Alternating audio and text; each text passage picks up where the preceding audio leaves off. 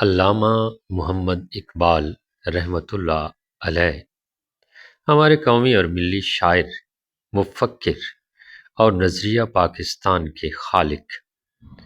علامہ محمد اقبال سیالکوٹ میں پیدا ہوئے۔ آپ کے والد کا نام شیخ نور محمد تھا۔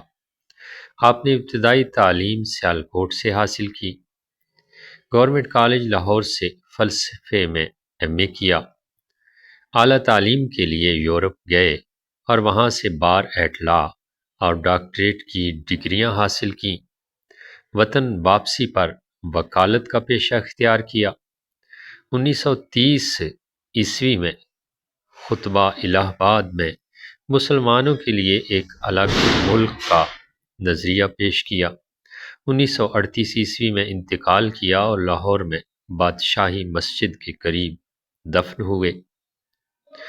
علامہ اقبال نے اردو، فارسی دونوں زبانوں میں پر اثر اور پرسوز شاعری کی۔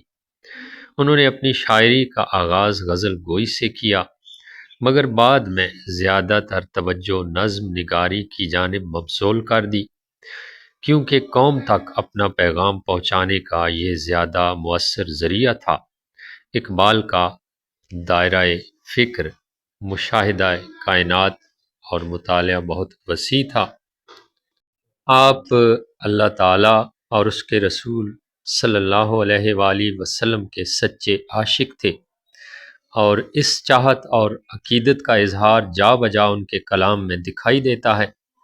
اقبال رحمۃ اللہ علیہ محض روایتی عشق و عاشقی کے موضوعات سے ہٹ کر اپنی شاعری میں زندگی، کائنات، خدا، ابلیس، عقل و خرد، تصوف، قومیت، مرد مومن، سیاست و مملکت اور خودی و بے خودی کا فلسفہ پیش کیا۔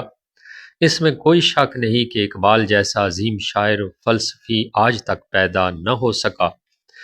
بانگ درا، بال جبریل اور ضرب کلیم ان کی اردو شاعری کی کتابیں ہیں۔